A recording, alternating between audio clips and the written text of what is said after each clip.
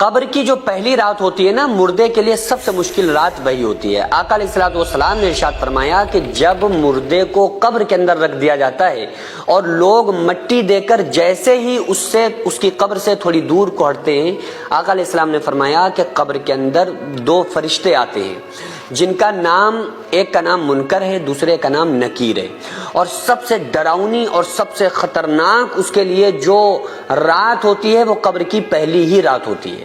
اور آ کر اس سے ایک سوال کرتے ہیں، اچھا یہ عجیب بات یہ ہے کہ چاہے ٹائمنگ کوئی بھی ہو، یعنی مردے کو قبر میں رکھنے کا وقت کوئی بھی ہو، اس کو عصر کا بعد یعنی ایک ہلکا سا اندھیرا سا ہو جاتا ہے، وہ والا جو ٹائم ہوتا ہے نا، وہ اس کو محسوس ہو رہا ہوتا ہے، اور قبر میں فرشتے آ کر اس سے سوال پوچھتے ہیں۔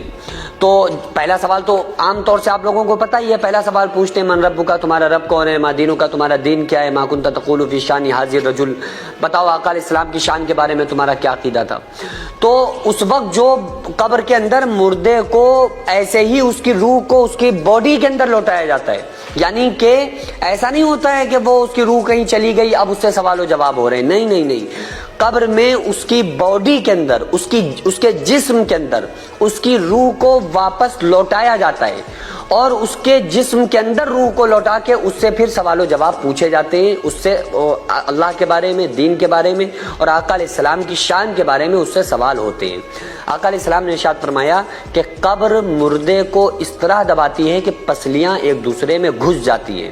صحابہ فرماتے ہیں کہ آقا علیہ السلام نے انگلیوں میں انگلیاں ڈال کر دکھایا، جس طرح سے میں آپ کو بتا رہا ہوں نا، انگلیوں میں انگلیاں یوں ڈالی آقا علیہ السلام نے، اور فرمایا کہ قبر اس طرح دباتی ہے کہ مردے کی پسلیاں ایک دوسرے میں گھس جاتی ہیں۔ یہ کن لوگوں کو دباتی ہے؟ یہ وہ لوگ ہوتے ہیں کہ جو لوگ فرشتوں کے سوالوں کے جواب میں کہتے ہیں کہ ہائے مجھے نہیں پتا۔ اور یہ کون لوگ ہوتے ہیں؟ آپ دنیا میں کتنے بھی جواب یاد کر لیں قبر کے سوالوں کے، لیکن یہ جواب وہی لوگ دے پاتے ہیں جو ایمان والے لوگ ہوتے ہیں، یہ وہی جواب لوگ دے پاتے ہیں جو اللہ اور اس کے رسول صلی اللہ علیہ وآلہ وسلم کو راضی کر کے دنیا میں زندگی کو گزارتے ہیں۔ آقا علیہ السلام نے یہ بھی فرمایا جب نیک بندہ سوالوں کے جواب دے دیتا ہے نا، تو مردے کے لیے اس کی جو قبر ہوتی ہے پھر وہ 4 فٹ کی نہیں ہوتی ہے، 6 فٹ کی۔ آقا علیہ السلام نے فرمایا مردے کی جہاں تک نگاہ جاتی ہے